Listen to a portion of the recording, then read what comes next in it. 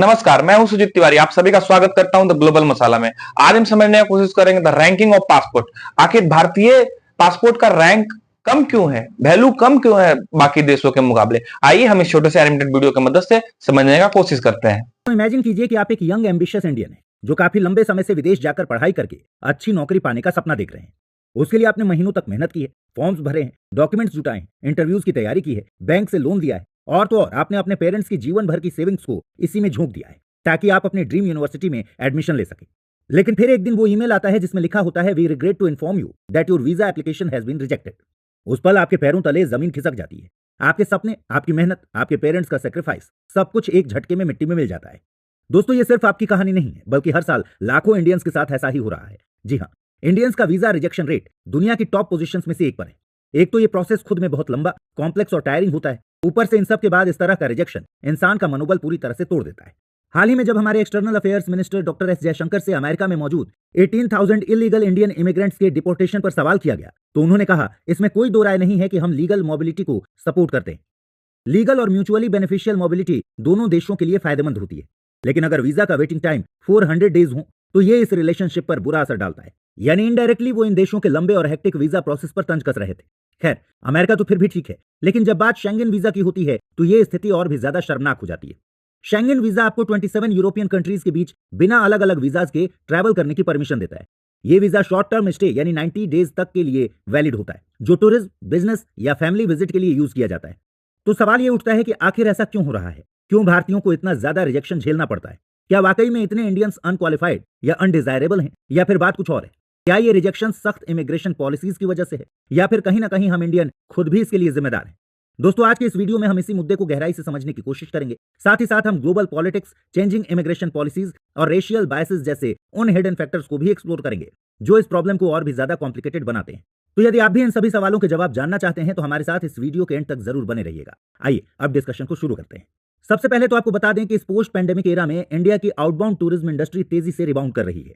2024 में जनवरी से अक्टूबर के बीच 25 मिलियन इंडियंस ने दूसरे कंट्रीज में ट्रैवल किया है। ये 2023 के इस पीरियड के मुकाबले 8.5% और 2019 के कंपैरिजन में 12% ज्यादा है। टूरिज्म मिनिस्ट्री के मुताबिक हॉलिडे ट्रैवल अब इंडियंस के फॉरेन ट्रैवल का दूसरा सबसे कॉमन रीजन बन चुका है। लेकिन यहां मुद्दा यह है कि आज इंडियंस दुनिया भर में one of the highest visa rejection face कर रहे हैं। दिसंबर 2024 में सोशल मीडिया पर ऐसी पोस्ट्स की बाढ़ लगी हुई थी जहां लोग यूएई जैसी ट्रैवल फ्रेंडली कंट्री के लिए भी वीजा लेने में मुश्किलें फेस कर रहे थे। यूएई जैसा देश जिसने जनवरी से अक्टूबर 2024 के बीच 24.8% आउटबाउंड इंडियन ट्रैवलर्स को अपने यहां अट्रैक्ट किया, उसने भी अपनी वीजा रिक्वायरमेंट्स को पहले से ज्यादा स्ट्रिक्ट कर दिया है। इसकी वजह से वीजा रिजेक्शंस की संख्या बढ़ रही है। लेकिन ये केवल यूएई की कहानी नहीं है। पोस्ट पैंडेमिक एरा में यूके, ऑस्ट्रेलिया, न्यूजीलैंड और शेंगन एरिया से जुड़े वीजा रिजेक्शन रेट्स में बहुत ज्यादा बढ़ोतरी हुई है। उदाहरण के लिए 2024 में इंडियंस का शेंगन वीजा रिजेक्शन रेट 15.7% था। यानी अप्लाई करने वाले हर 100 इंडियन में लगभग 16 का रिजेक्शन हो जाता था। यानी हर 6 में से एक इंडियन का यूरोप जाने का सपना टूट गया। और तो और ऑस्ट्रेलिया और न्यूजीलैंड जैसे कंट्रीज जो ट्रेडिशनली इंडियन स्टूडेंट्स के लिए पॉपुलर डेस्टिनेशंस रहे हैं, वहां भी visa rejection rates alarming levels पर बढ़ रहे हैं। 2024 में ऑस्ट्रेलिया द्वारा 29.3% इंडियन वीजा एप्लीकेशंस रिजेक्ट की गई, जबकि न्यूजीलैंड ने 32.5% इंडियंस की एप्लीकेशंस को रिजेक्ट किया। यानी कि हर 3 में से एक इंडियन का वीजा रिजेक्ट हो रहा है। कुल मिलाकर हर 100 वीजा एप्लीकेशंस पर रिजेक्शन रेट्स का डेटा कुछ इस तरह से रहा है। इन फिगर से पता चलता है कि इंडियंस के visa rejection rates pre pandemic levels के मुकाबले बहुत ज्यादा बढ़ गए हैं। और यहां गौर करने वाली बात यह है कि न्यूजीलैंड और ऑस्ट्रेलिया में सबसे शार्प इंक्रीमेंट देखा गया है। न्यूजीलैंड में रिजेक्शन रेट्स 20 और ऑस्ट्रेलिया में 14 परसेंटेज पॉइंट से बढ़े हैं। यूके और शेंगन कंट्रीज में यह बढ़ोतरी 6 और 5 परसेंटेज पॉइंट्स के आसपास है। लेकिन यहां इंटरेस्टिंग बात यह है कि यूएस का रिजेक्शन रेट 11 परसेंटेज पॉइंट से कम हुआ है। जी हां, 2019 में यूएस का रिजेक्शन रेट 28% था, जो 2024 में घटकर 16.32% हो गया। लेकिन चिंता का विषय यह है कि यह ग्लोबल ट्रेंड इंडियंस को हर वीजा कैटेगरी में नुकसान पहुंचा रहा है, चाहे आप पढ़ने जाना चाहते हो, काम करने जाना चाहते हो या फिर सिर्फ घूमने जाना चाहते हो।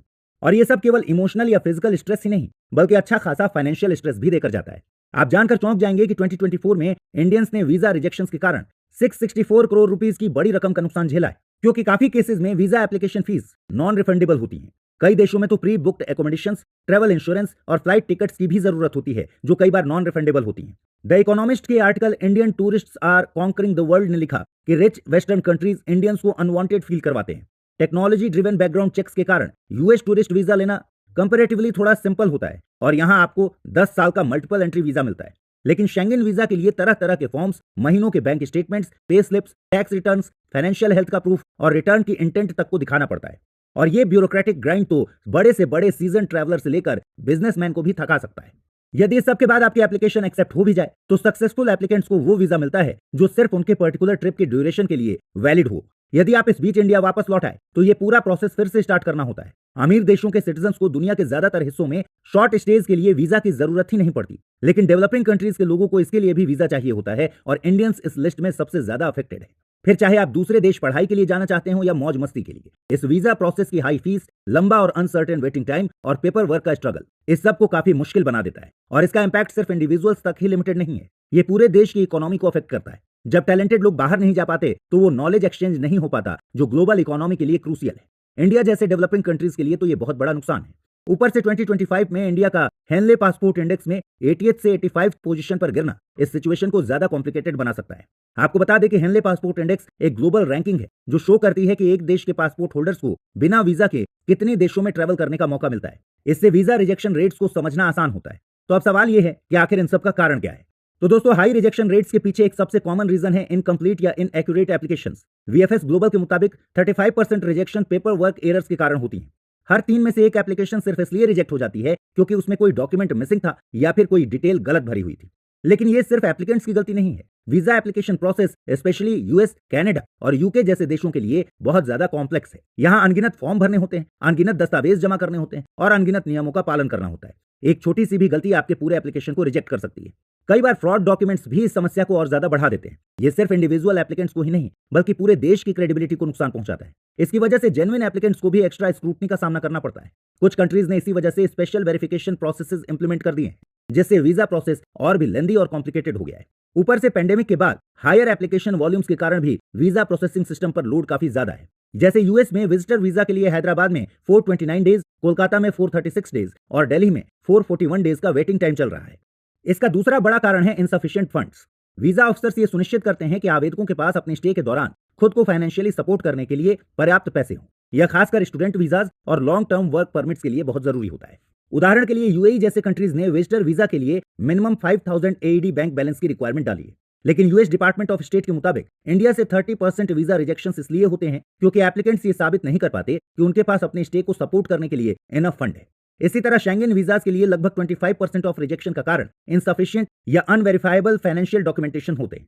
लेकिन यहाँ एक ट्विस्ट है, ये सिर्फ आपके बैंक अकाउंट के बैलेंस की बात नहीं है। इसमें कई लेयर्स होती हैं जो इस इशू को और ज्यादा कॉम्प्लिकेटेड बना देती हैं। वीजा ऑफिसर्स आपके फंड्स और उनकी लेजिटिमेसी की भी जांच करते हैं। अगर आपके अकाउंट में अचानक से कोई बड़ी रकम आई है तो वो सस्पिशियस लग सकता है।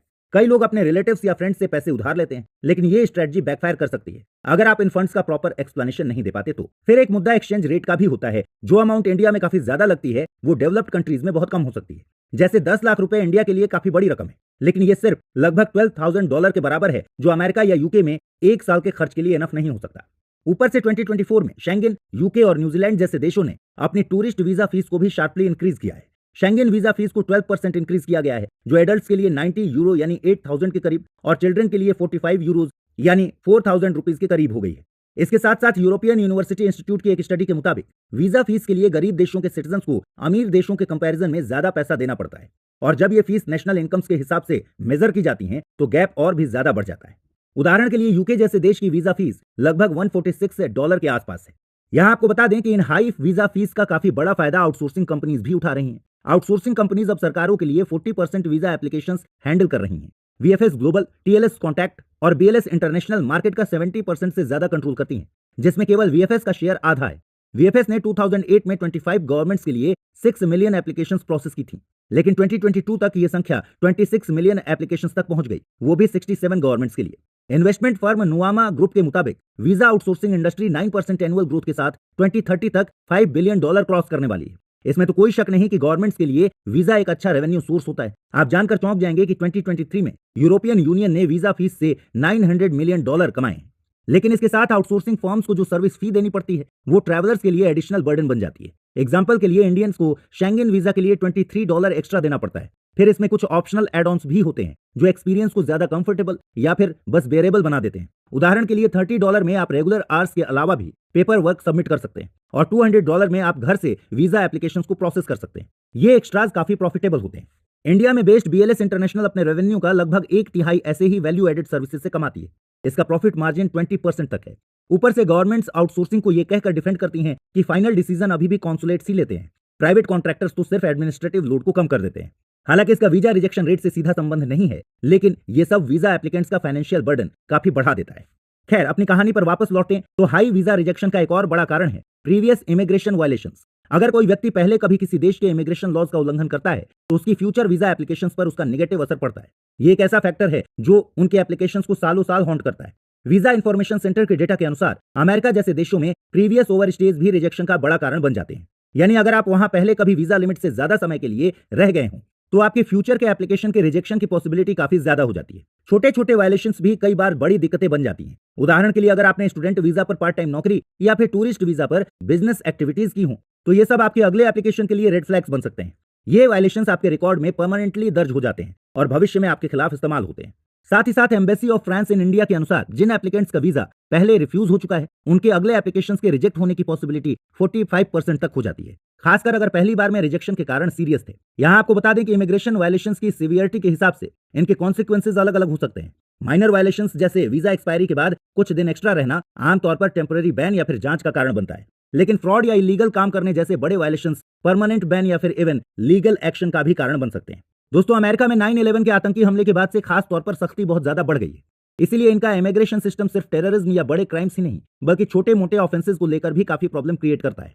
ग्लोबल डेटा इनसाइट्स के मुताबिक यूनाइटेड स्टेट्स और ऑस्ट्रेलिया जैसे स्ट्रिक्ट इमिग्रेशन पॉलिसीज वाले कंट्रीज में ड्राइविंग वायलेशंस जैसे माइनर इश्यूज वाले एप्लीकेशंस का 90% रिजेक्शन रेट है। ये स्टैटिस्टिक्स हमें दिखाता है कि देश अपनी बॉर्डर्स की सिक्योरिटी कितनी सख्ती से मेंटेन कर रहे हैं। हालांकि किसी भी कंट्री के द्वारा अपने सिक्योरिटी के लिए कड़ाई करना बुरी बात नहीं है, लेकिन थर्ड वर्ल्ड कंट्रीज से आने वाले लोगों के प्रति उनका एक अलग रवैया उनके रेशियल माइंडसेट को दर्शाता है। खैर, यहाँ एक और बड़ा फैक्टर होता है होम कंट्री से स्ट्रॉन्ग टाइज की कमी। जी हाँ, वीजा ऑफिसर्स ये सुनिश्चित करते हैं कि एप्लीकेंट्स अपने विजिट या स्टडी पीरियड के बाद अपने घर वापस लौट जाएंगे, लेकिन स्ट्रॉन्ग टाइज का कॉन्सेप्ट काफी सब्जेक्टिव और कॉम्प्लेक्स होता है जो कभी कभी रिजेक्शन का कारण बनता है। ग्लोबल वीजा सॉल्यूशंस की एक स्टडी के अनुसार लगभग 40% वर्क और टूरिस्ट वीजा रिजेक्शंस इसलिए होती हैं क्योंकि एप्लीकेंट ये प्रूव नहीं कर पाता कि उसके पास वापस लौटने का पर्याप्त इंसेंटिव है। यह खासकर यंग सिंगल एप्लीकेंट्स के लिए प्रॉब्लमेटिक है जिनके इंडिया में स्ट्रॉन्ग फैमिली टाइज या प्रॉपर्टी नहीं है। इस मुद्दे को और भी ज्यादा कॉम्प्लिकेट करता है सोशल मीडिया स्क्रीनिंग। आजकल कई देश वीजा प्रोसेस के दौरान एप्लीकेंट्स के सोशल मीडिया प्रोफाइल्स की भी जांच करती हैं, जिससे सिक्योरिटी कंसर्न्स बढ़ जाते हैं।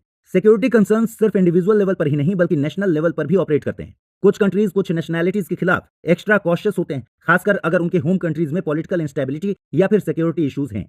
उदाहरण के लिए यूएई ने हाल ही में कुछ अफ्रीकन कंट्रीज के सिटीजन्स के खिलाफ स्ट्रिक्ट वीजा पॉलिसीज लागू की हैं। कई बार दो देशों के बीच डिप्लोमेटिक टेंशंस के कारण भी वीजा एक्सेप्टेंस पर बुरा असर पड़ता है। उदाहरण के लिए लास्ट ईयर जब इंडिया और कनाडा की डिप्लोमेटिक टेंशन अपने पीक पर थी, तब कनाडा के टूरिस्ट वीजा के लिए इंडियंस की अप्रूवल रेट्स में काफी गिरावट आ गई थी। एक समय पर ये 80% से घटकर 20% तक गिर गई थी, खासकर पंजाब से आवेदन करने वालों के लिए। उसी तरह इंडिया ने भी टेम्परेरी रूप से कैनेडियन सिटीजन्स के लिए वीजा निलंबित कर दिए थे। हालांकि बाद में वीजा प्रोसेसिंग को फिर से शुरू किया गया, जिसमें बिजनेस और मेडिकल वीजा को प्रायोरिटी दी गई। तो दोस्तों, कुल मिलाकर इन्हीं सब कारणों की वजह से इंडियंस का वीजा रिजेक्शन रेट इतना ज्यादा बढ़ रहा है। लेकिन जैसे जैसे डेवलपिंग कंट्रीज में डिस्पोजेबल इनकम बढ़ रही है और पेंडेमिक के बाद ट्रैवल का रिबाउंड हो रहा है, ये मार्केट और तेजी से बढ़ रहा है। ऐसे में कुछ देशों की रेस्ट्रिक्टेड बॉर्डर पॉलिसीज सिर्फ इंटरनेशनल ट्रैवल को ही कठिन नहीं बनाती बल्कि देशों की इकोनॉमी को भी बड़ा नुकसान पहुंचाती हैं। द इकोनॉमिस्ट के अनुसार 2010 से 2023 तक भारतीय यात्रियों का ओवरसीज खर्च $33 बिलियन तक बढ़ा है। साथ ही वैलिड इंडियन पासपोर्ट्स की संख्या 52 मिलियन से बढ़कर 93 मिलियन हो गई है। यूएन टूरिज्म के आंकड़ों की माने तो इंडिया और चाइना जैसे कंट्रीज के पर्यटक सबसे ज्यादा खर्च करते हैं।